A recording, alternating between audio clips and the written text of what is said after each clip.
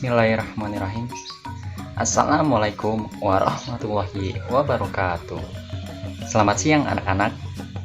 Pada pelajaran administrasi kali ini, kita akan melanjutkan pertemuan yang lalu, yaitu masih di bab prosedur operasional alat bantu komunikasi serta mesin transaksi. Berikut adalah kompetensi dasar dan tujuan pembelajarannya.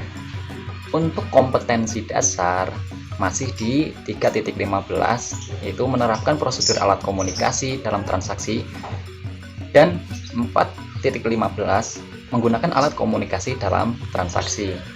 Untuk tujuannya masih utuh seperti minggu kemarin, yaitu memahami prosedur dan menggunakan alat komunikasi dalam transaksi. Langsung saja ya nak ya, kita mulai pembelajarannya. Pada minggu yang lalu, kita sudah mempelajari bagian pembahasan yang kedua, yaitu tentang alat komunikasi dalam transaksi. Pada poin yang pertama, yaitu alat komunikasi transaksi, dan poin yang kedua, etika dalam komunikasi bisnis. Sehingga kita mengetahui alat komunikasi tradisional, etika dan prinsip-prinsipnya, etiket serta pembahasannya.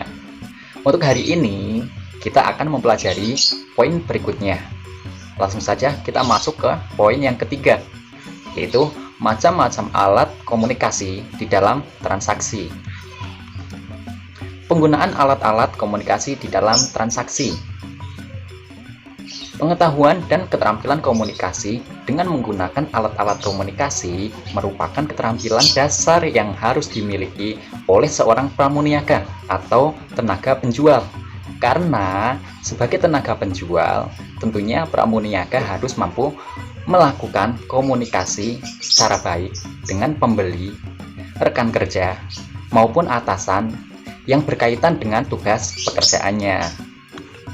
Kemudian, jenis-jenis alat komunikasi. Di antaranya, yang pertama ada koran. Koran merupakan alat komunikasi yang dapat digunakan sebagai penyampai pesan atau iklan sebuah usaha atau perusahaan. Orang juga berisi informasi atau kejadian yang berhubungan dengan sosial budaya, hukum, politik, iklan, teknologi, dan lain-lainnya. Kemudian, seiring berkembangnya teknologi yang semakin canggih, koran dapat berbentuk digital dan dapat ditemukan di internet seperti Suara Merdeka, Kompas, Tribun, Babe atau Baca Berita, dan lain sebagainya. Masih banyak ya nak ya. Kemudian yang kedua ada radio. Radio merupakan alat komunikasi yang berfungsi sebagai penyampaian informasi yang berupa suara saja tanpa adanya gambar. Siaran dalam radio biasanya berupa informasi berita, iklan, musik, diskusi, dan sebagainya, sehingga mudah diminati ketika bersantai dan menjelang tidur. Yang ketiga ada televisi. Media komunikasi yang satu ini merupakan media komunikasi yang sangat populer. Kenapa populer? Karena biasanya televisi digunakan untuk menyampaikan informasi secara massal. Televisi bisa memungkinkan untuk mendapatkan informasi dengan cepat. Kemudian yang keempat ada telepon. Telepon merupakan alat komunikasi yang digunakan untuk menyampaikan pesan suara. Nah, jenis-jenis telepon dan lain-lainnya kalian bisa baca sendiri ya nak, di buku ada kok. Untuk telepon ini akan banyak kita bahas prosedur penggunaannya, mungkin pada pertemuan yang akan datang. Kemudian yang kelima ada faksimiles. Faksimiles merupakan peralatan komunikasi yang digunakan untuk mengirim dokumen dengan menggunakan suatu perangkat yang mampu beroperasi melalui jaringan telepon dengan hasil yang serupa dengan aslinya. Lebih lengkapnya bisa kalian baca juga di buku ya nak. Kemudian yang keenam ada intercom dan handy-talkie atau yang biasa dikenal dengan HT.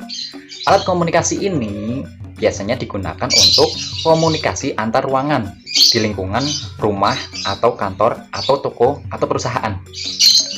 Kemudian yang ketujuh ada mikrofon. Mikrofon merupakan salah satu alat untuk membantu komunikasi manusia. Mikrofon ini dipakai pada banyak alat seperti telepon, alat perekam, alat bantu dengar, dan pengudara radio serta televisi. Kemudian yang kedelapan ada internet.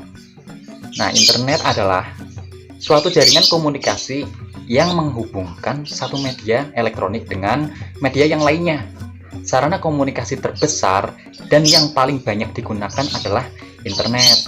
Sekarang ini sudah mulai berkembang zamannya menjadi zaman cyber yang segalanya menggunakan internet.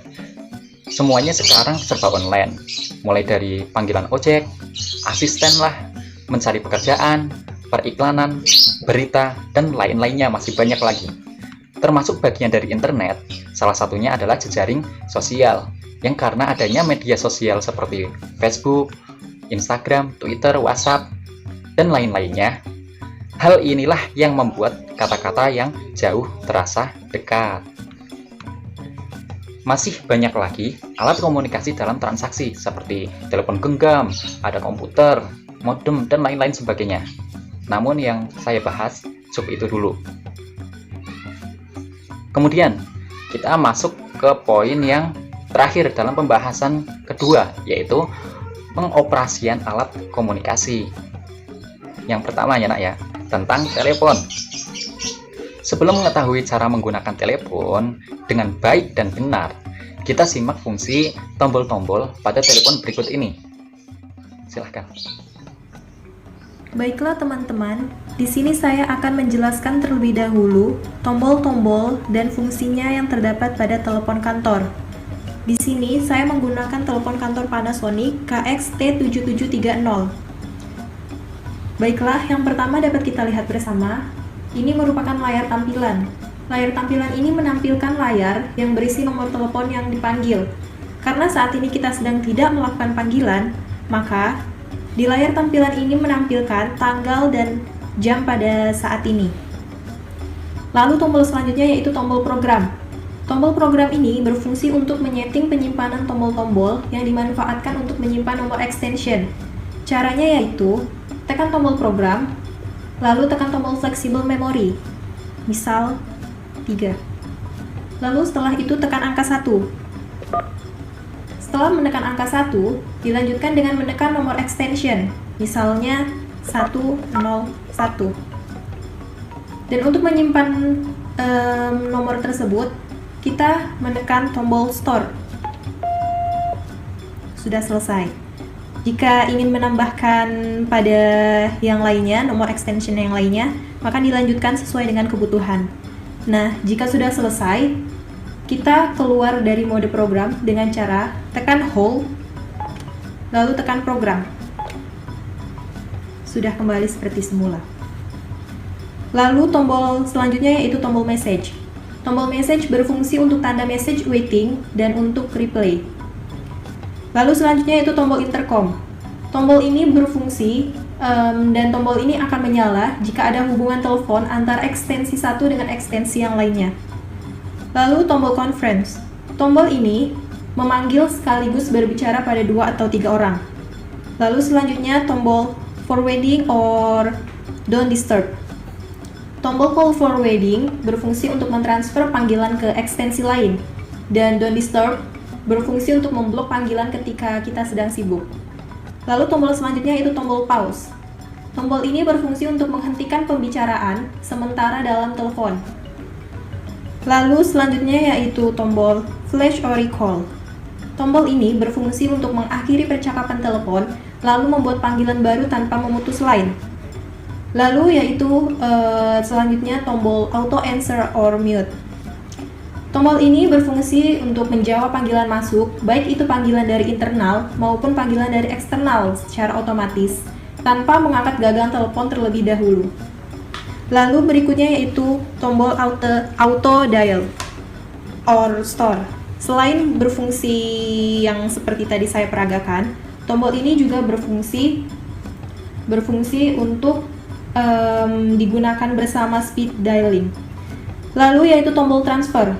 Tombol transfer ini berfungsi untuk mentransfer panggilan ke extension lain atau ke voicemail gitu. Lalu selanjutnya yaitu tombol redial. Tombol ini berfungsi untuk memanggil ulang panggilan keluar yang terakhir secara otomatis. Lalu yaitu selanjutnya tombol hold. Tombol ini berfungsi untuk menunda pembicaraan tanpa menutup telepon atau dapat juga menghubungkan antara penelpon satu dengan penelpon yang lainnya. Lalu selanjutnya yaitu tombol speakerphone. Tombol ini berfungsi untuk mendengarkan lawan bicara tanpa mengangkat gagang telepon. Lalu yang terakhir adalah tombol volume. Jika volume kurang keras, maka kita menaikkan volume dengan cara menekan tanda panah ke atas. Dan jika ini menurunkannya, menekan tanda panah ke bawah. Nah, cukup jelas kan nak mengenai fungsi tombol-tombol pada telepon yang baru dijelaskan. Setelah itu kita akan mempelajari cara penggunaan dari telepon. Namun, untuk pertemuan kali ini penjelasan cukup sampai di sini dulu ya nak. Kita lanjutkan pada pertemuan yang akan datang. Bapak berharap pembelajaran ini dapat difahami dengan mudah dan jelas. Itu saja yang dapat Bapak sampaikan. Apabila ada yang belum jelas atau ada yang mau ditanyakan, kalian bisa tanyakan langsung melalui nomor WA Bapak. Semoga pembahasan kita kali ini bisa bermanfaat bagi kehidupan kita. Kurang lebihnya mohon maaf dan terima kasih. Wassalamualaikum warahmatullahi wabarakatuh.